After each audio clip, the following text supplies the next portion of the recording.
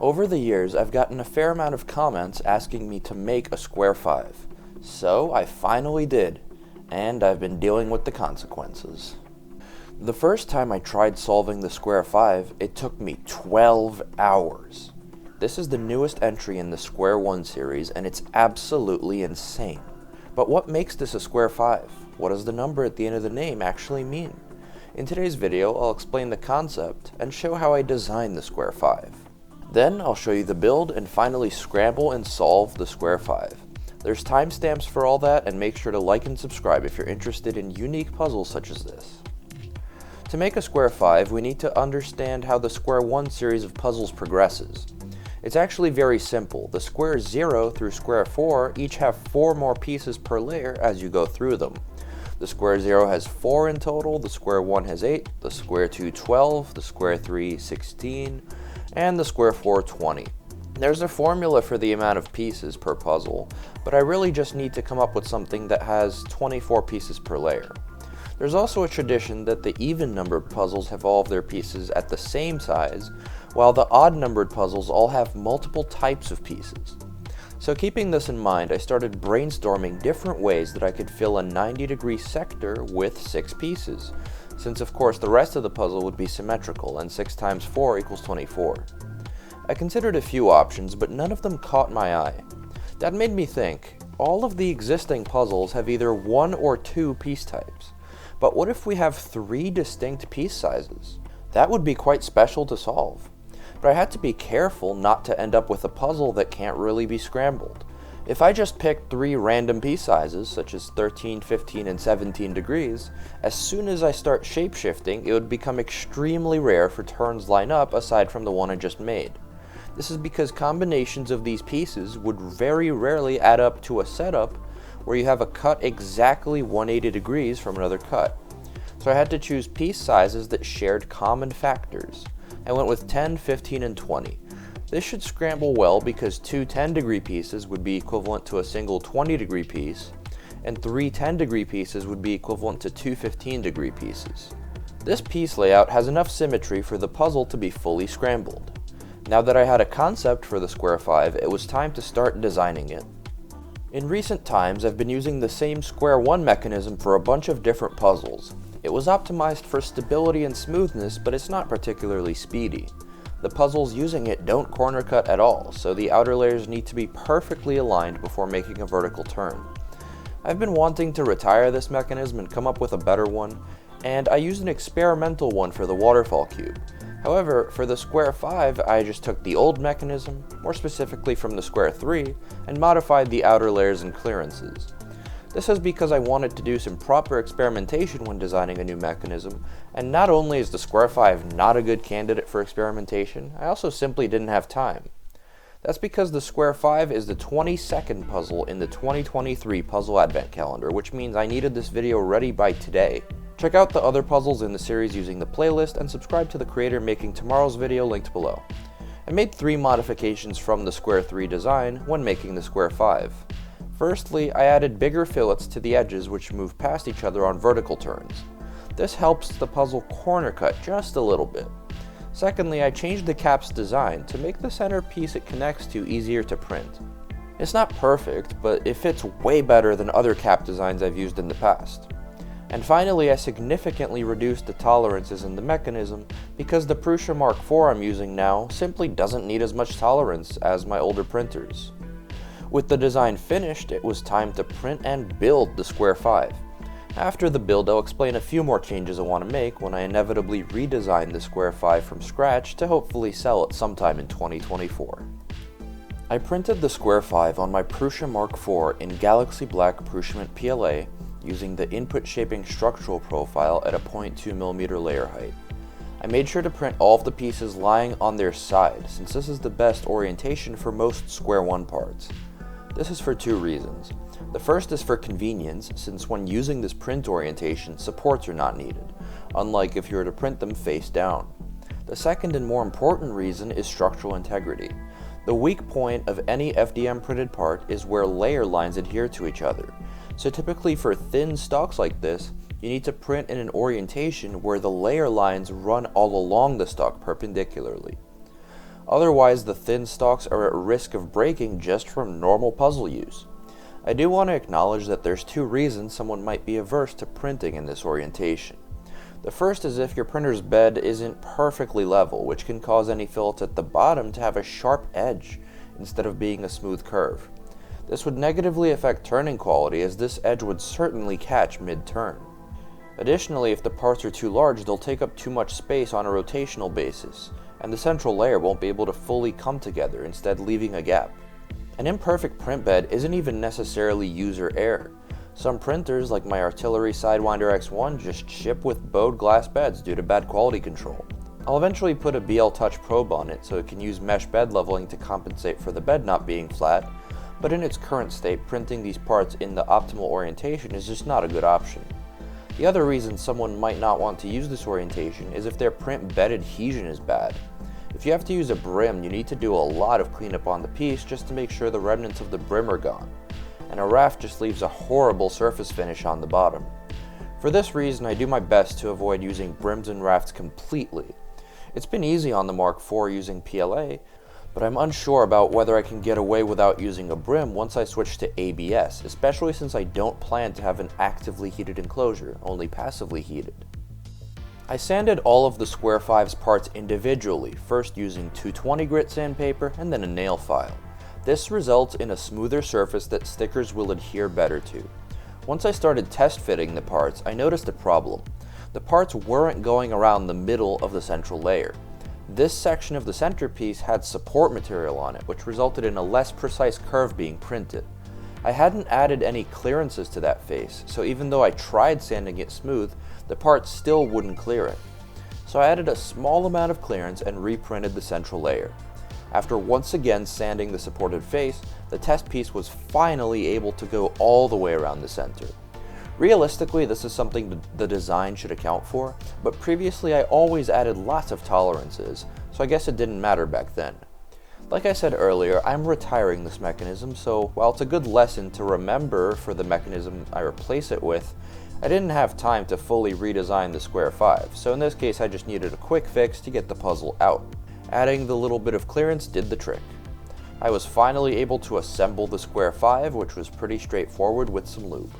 The 10-degree sized pieces had a tendency to fall off the edges, so I had to be really careful when moving the two halves of the puzzle together. Once the Square-5 was assembled, I wet sanded it with 2000 grit, giving the sticker faces a nice finish and texture. To bring back a darker color to the sanded surfaces, I tried using Plastex, since several people I know are using it for that purpose. Unfortunately, the only real way to do this is to polish each piece individually, which meant I had to disassemble and reassemble the puzzle in extra time. I personally think it's not worth it for me. While from certain angles you can definitely tell a difference between the polished part on the left and the unpolished part on the right, it's not a massive difference, and having to assemble that puzzle in extra time is a bit of a hassle, along with having to actually clean up the Plastex itself. So I only polished maybe a quarter of the Square-5 surfaces and called it good enough. I'll still continue exploring other options for darkening the sanded surfaces. I'll be able to try more methods once I finally switch to printing with ABS, since acetone dissolves it unlike PLA. The Square-5 was finally ready for stickers. I used Oracal 651 normal vinyl for white and blue, and Oracal 6510 fluorescent vinyl for yellow, green, red, and orange. The smaller a sticker is, the less it adheres to a part, so it was really important that the stickered faces were as smooth as possible, since of course I wanted even the smallest stickers to stay on the puzzle. After the yellow stickers were on, it was finally complete. So how did the Square-5 turn out in the end? It turns pretty well actually. Both axes are smooth and stable when I turn them. The larger radius fillets on the inner edges, kind of like Florian holes, help it corner cut a little better than the older puzzles. I was originally worried about the smallest pieces getting caught on each other, which was the main issue the Square-4 had, but thankfully it happens very rarely on the Square-5. There are a few things I don't like about the puzzle though. One of which is that it can be difficult to tell at a glance whether the turn you're trying to make actually lines up at the other end, especially if it's only like 5 degrees off. I'm also not a fan of the sound the puzzle makes when I turn it, but I think the sound will change once I start printing puzzles in ABS, so I'm not thinking about it too much right now. Lastly, I'm not happy with how some of the stickers turned out. The white and blue sides are perfect because they're normal vinyl. The other 4 colors are fluorescent vinyl, and I still need to figure out the best settings to use when cutting this type of vinyl. A fair amount of these stickers turned out kind of sloppy looking. Maybe it's also generally time to figure out what kind of maintenance I should be doing on my vinyl cutter now that I've been using it for about 6 years. There is another issue which doesn't really impact turning but is still of concern. You might notice that the 2 halves of the center layer don't line up as tightly as they should. That means the outer layer pieces are taking up too much space, pushing the centers apart. This wasn't an issue with the waterfall cube, but the difference is it only has 16 pieces per layer, while the Square-5 has 24. So any small discrepancy would eventually add up. I'll have to see what I can do to fix this issue, and I have 2 potential solutions I want to try out. The first is to print all the pieces in an orientation such that the layer-lined faces of 2 pieces are never next to each other. The other potential solution is to reduce the layer height down from 0.2, since any inaccuracy from the layer-lined faces adds up around the entire puzzle. But as I mentioned earlier, this doesn't affect the puzzle's turning quality. I just don't like looking at the excessive gap. Aside from fixing this issue, there's a few other changes I'd like to make for an improved version of the Square-5. Firstly, the puzzle definitely needs to be bigger. That would make it easier to tell whether or not you're making a valid turn, since the differences on the outer face would be more pronounced. Secondly, I need to cut back all the pieces further from the center.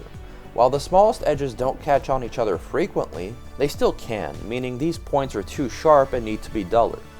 With all of those changes made, the Square-5 would be an excellent puzzle to use. So that's all how the Square-5 turned out physically, but what about the solve? Well, I've spent a lot of time solving it, and I have certain steps completely figured out. But there's one major step that I haven't been able to find a consistent method for, and that's returning the top and bottom layers into the correct pattern. There's no easy position with all the edges next to each other that you can get to, unlike other puzzles like the Square-1.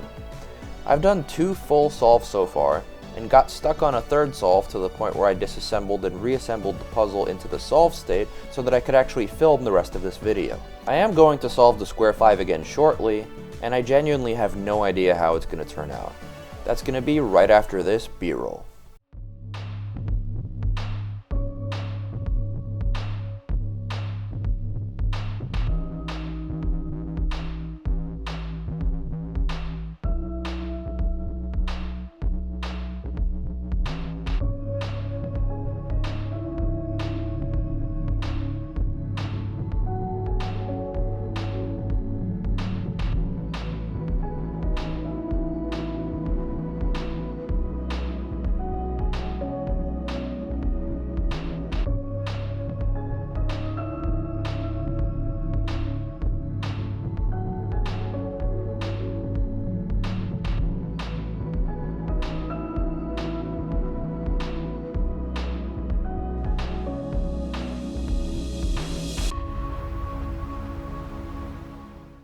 Scrambling the Square-5 lands somewhere on a spectrum between fairly straightforward and very annoying.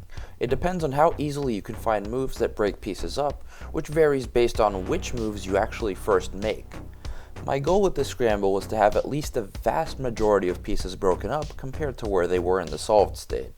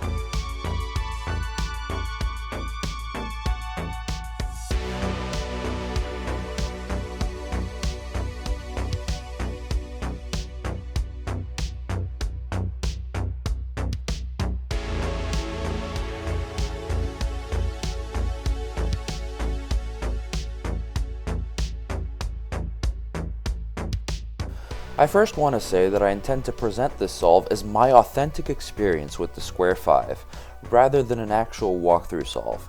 I still have a lot to learn about this puzzle, and there's likely more efficient methods of performing certain steps.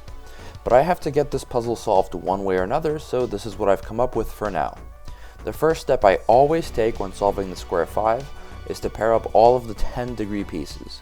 Their orientations don't matter since I fixed those in a significantly later step. The goal right now is just to make sure that every 10-degree piece is next to another one, so that they can be treated as 20-degree units in the upcoming step. From a difficulty perspective, it's not hard to later move all of the 10-degree pairs and 20-degree pieces into their appropriate positions. But on the other hand, having to deal with the individual 10-degree pieces would be a hassle. It's reminiscent of solving the Square-3, where having a single 15-degree piece in between a bunch of 30-degree pieces meant that a large portion of the face wouldn't have any turns lined up at all. I've brainstormed different methods for this puzzle, and so far it's never made sense to me to not pair the 10-degree pieces up as the first step. But of course, this puzzle is incredibly open-ended, so you're free to create different methods if you wish. That's part of the fun of new puzzles like this, where they haven't been completely figured out yet, so you can genuinely just be on your own in terms of figuring it out. I'll check back in once all of the 10-degree pieces are paired.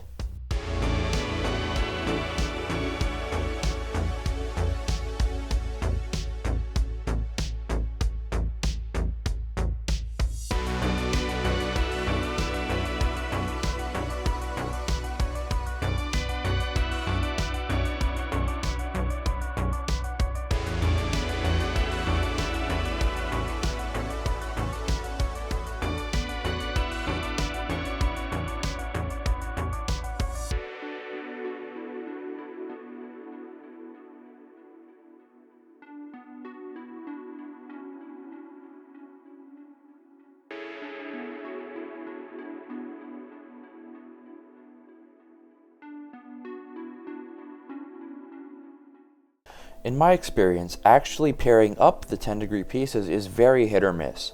Sometimes every move you want to make lines up, other times not a single one does, and you have to revert your previous move and try something else. Aside from this annoyance though, I've never actually had too much trouble with this step. It can be a bit time consuming to set everything up such that the needed moves line up, but I've always been able to get it done in the end.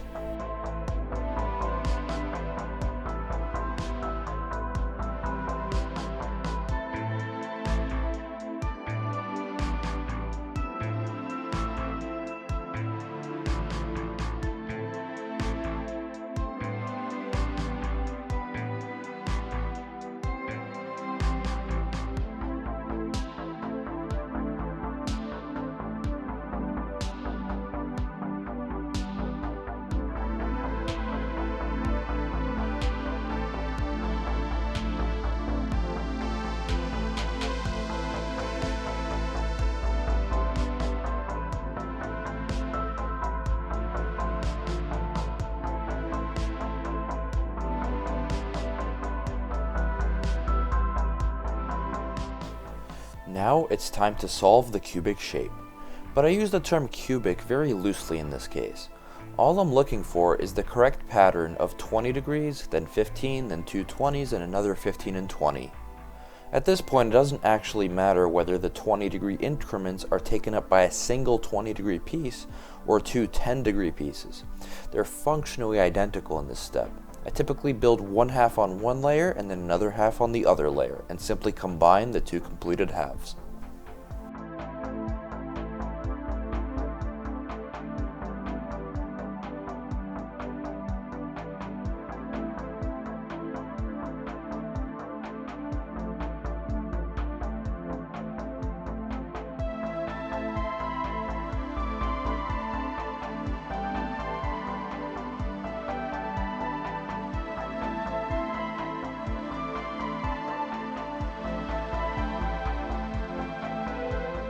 At this point, I have most of the first layer complete. You can see that everything from the top middle all the way to the top right is actually good.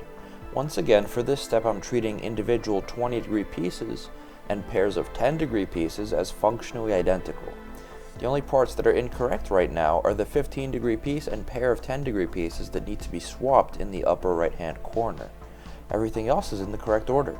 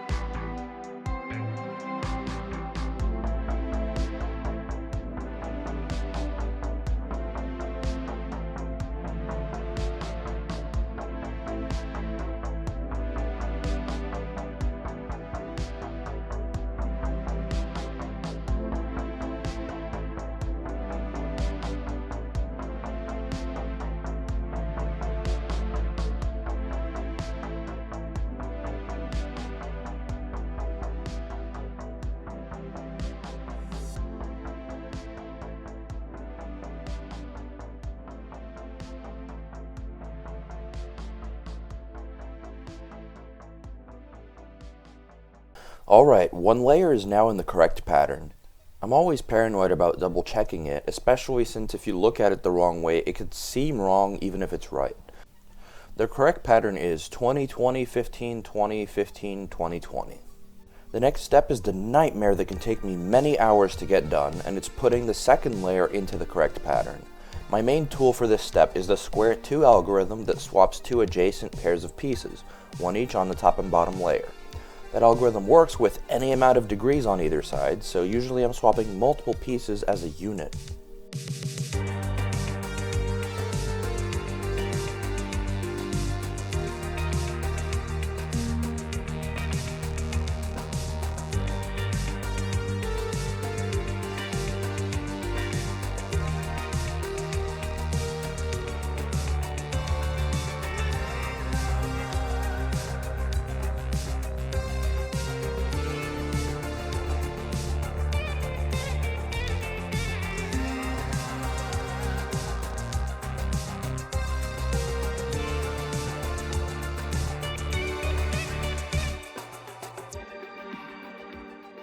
At this point, I have just over half of the second layer done. You can see the left half is all good, while the right half still needs some work. At this point, it starts getting very difficult to find adjacent swaps that can be made, so the setup moves get more and more complicated. My main toolkit is swapping 35 or 55 degree units, since those can be done without affecting the bottom layer negatively. Swapping 50 degree units requires a more complicated setup, and swapping 70 degrees will mess up the bottom layer, so you have to plan for another 70 degree swap later on to balance that one out.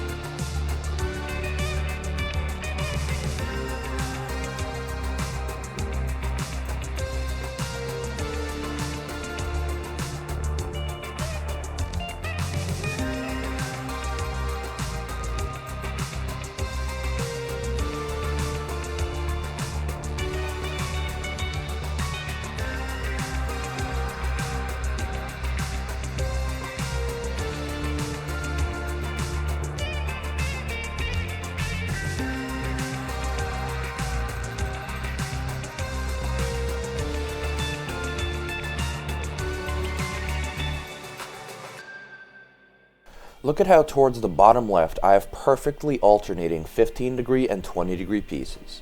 This is very difficult to work with using adjacent swaps, since no matter what units you swap in that sector, you'll end up with exactly the same configuration. The only solution I found to this case is to bring in an opposite pair from either side and then propagate it into the perfectly alternating sector by repeatedly swapping it in the same direction. But that's not a comprehensive strategy, so I'll have to see what options are available to me from here.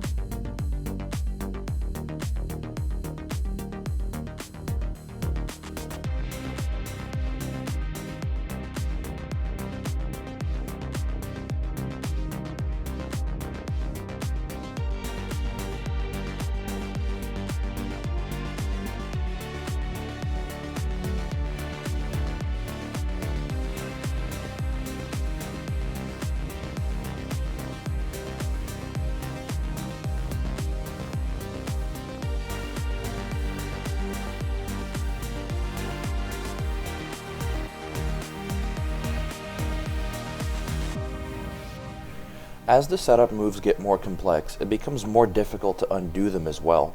I typically remember them by memorizing which colors I need to split up after performing the algorithm of interest. But sometimes I forget to note the colors, and other times the colors change because my reference pieces were actually moved in the midst of the algorithm. This is incredibly frustrating because I then have to search the entire puzzle for the configuration that lets me return the bottom layer to the correct pattern, which is very hit or miss. In this case, I unfortunately couldn't find it, so I now have to resolve the bottom layer. I'm going to take a break from the time lapses for now, and we'll be checking in when something of note has occurred. I've finally made it roughly back to where I was. The bottom layer is all good now, and the top layer is partially done and has a bunch of alternating pieces. This configuration of the top layer actually looks a little better than the old one in terms of what surrounds the alternating pieces. So I'll see what I can do with it now. Okay, this 55-degree swap looks promising. The left unit has the 15-degree piece in the middle, while the right unit has the 15-degree piece on the right. And it looks like this should get me pretty close to the correct pattern. Let's see how it turns out.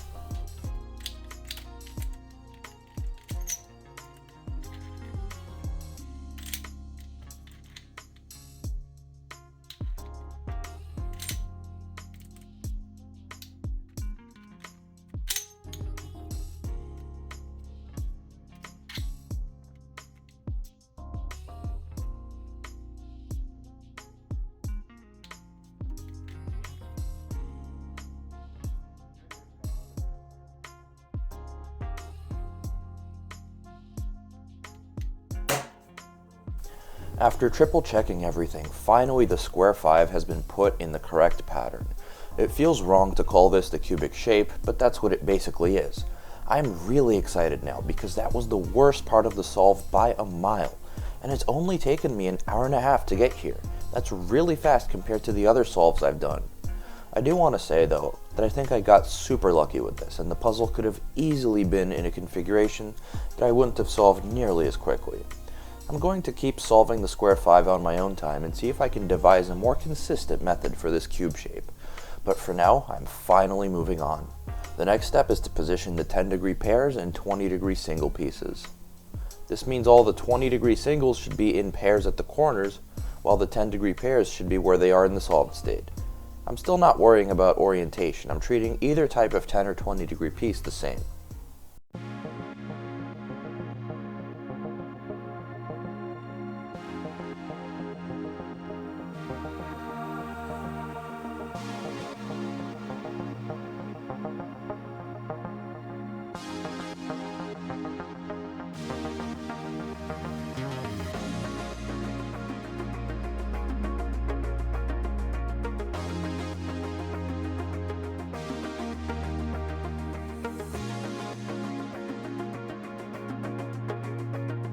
Now all of the 10-degree pairs are positioned as edges and the 20-degree pieces are positioned as corners. From here the solve is pretty open-ended, so take my strategy as just a suggestion.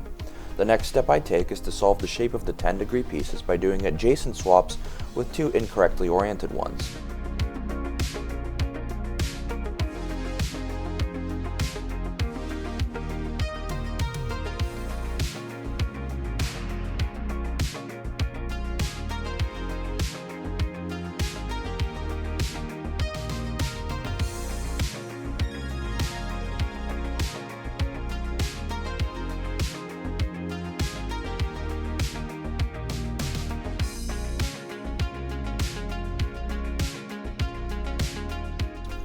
If I only have a single pair incorrect, I set up two of the same 10-degree piece on the bottom layer and the single pair on the top layer, so that swap doesn't change anything on the bottom.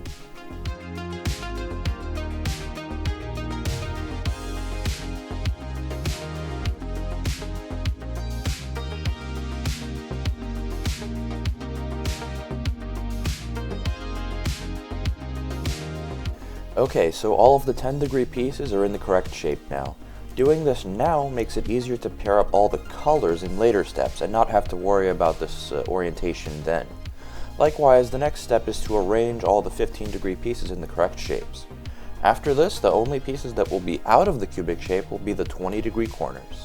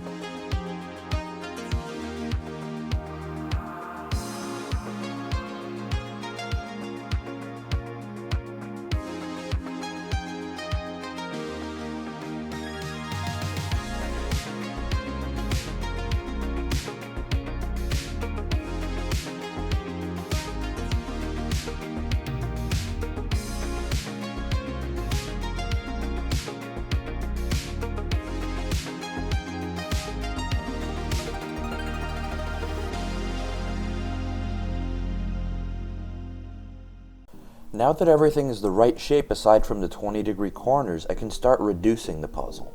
The end goal is to make sure every 45-degree chunk consists of the correct 10, 15, and 20-degree triplet. This means I can freely use the cut splitting the 10-degree pairs and the cut splitting the 20-degree pairs, which is indispensable for manipulating the puzzle in these final steps. I first pair the 10 and 15-degree pieces, and then afterwards the 20-degree ones. There's a reason for this specific order. If you start with the 20-degree parts and then do 15 and 10, you can get a single pair swapped of both 15 and 10-degree pieces, which is very annoying. Doing it the other way, you would only have to deal with 15-degree parts being swapped. And then switching to 20-degree pieces is really easy. I'll explain how once we get to that step, but for now I'm focusing on pairing the 15-degree pieces to the 10-degree pieces.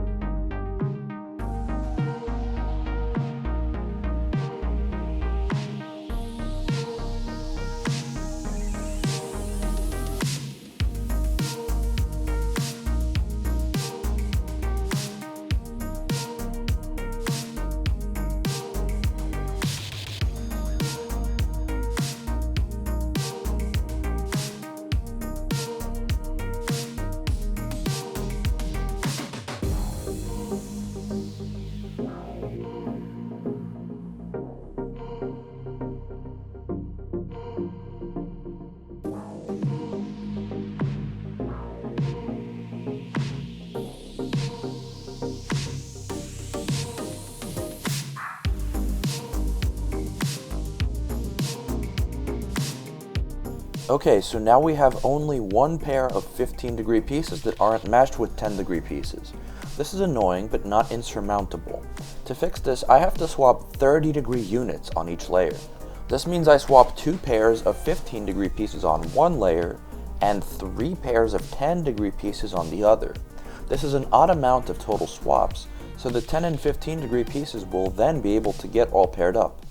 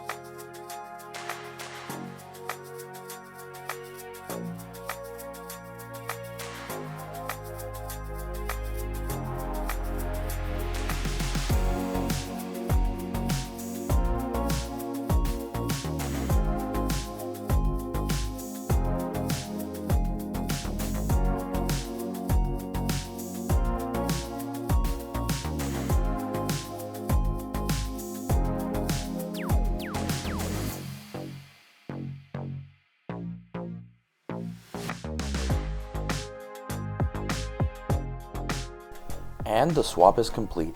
Now that we're back in the cubic shape, you can see that the algorithm had some fallout, and that some of the 10 and 15-degree pieces are unpaired and also the wrong shape. I'll fix this off camera to not make you watch the same steps twice, and check back in when I have exactly 2 15-degree swaps to make.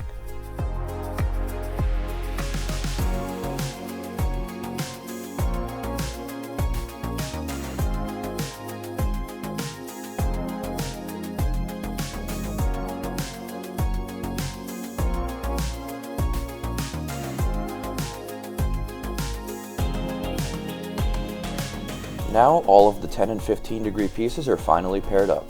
It's time to look at the 20-degree corners. Just like I did with the 15-degree pieces, I'm now going to first correct the shape of all the 20-degree corners, and then swap them around to match the 15 and 10-degree pieces. If I encounter only 2 20-degree pieces swapped at the end, all I have to do is set up a swap across each layer, where the top layer swaps the 2 errant 20-degree pieces, while the bottom layer swaps 2 10-degree pairs. And then fixing the 10-degree pairs is very simple, since this swaps an even number of them.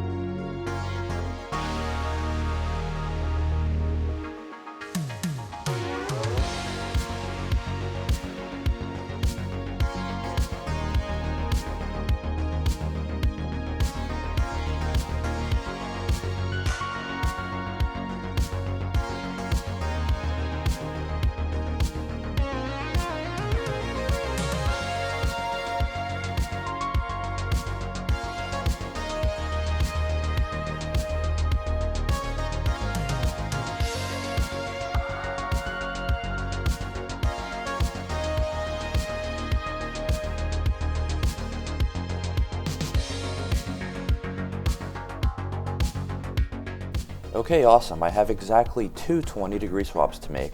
This means I won't have to do the process of swapping only two in total.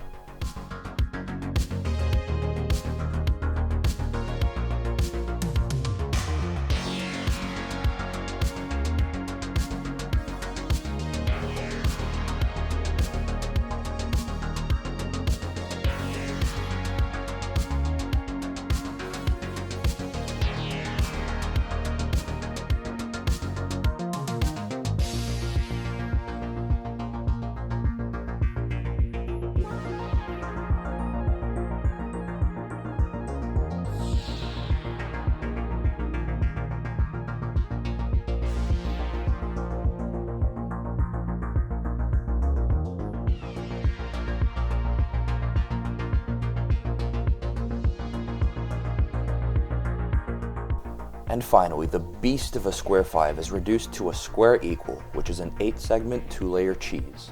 This is going to be very simple to solve using the same Square-2 algorithm I've been using the entire time. Let's do it.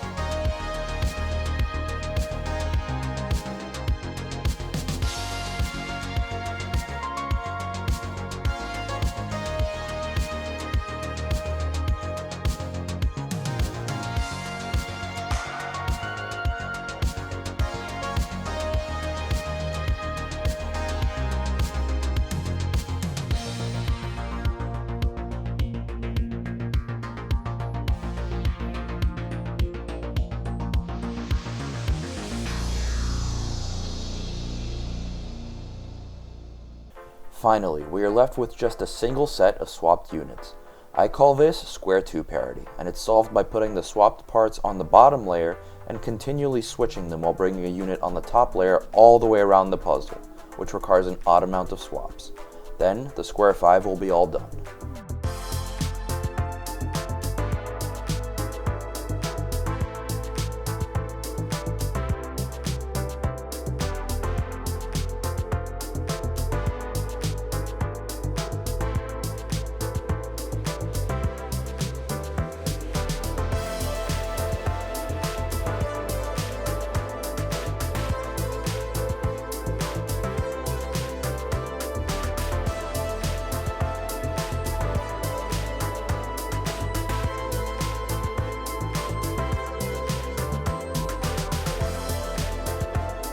The Square-5 is solved. My final thoughts are that this is an insane puzzle and it definitely needs more exploration. I'll solve it on my own time to see if I can come up with a better method to restore the cubic shape. When I was coming up with the concept for the Square-5, I hoped it would present a new challenge compared to other puzzles that already exist, and it certainly delivered on that. Like I said, I want to fully redesign this and have it available for sale sometime in 2024. I'll post on my community tab on Instagram when that happens, so make sure you subscribe and follow. And if I figure out a better method for this puzzle, I'll likely make a follow-up walkthrough solve for it. Check out the rest of the 2023 Advent Calendar puzzles and subscribe to the creator making tomorrow's video. Thank you very much for watching and happy holidays.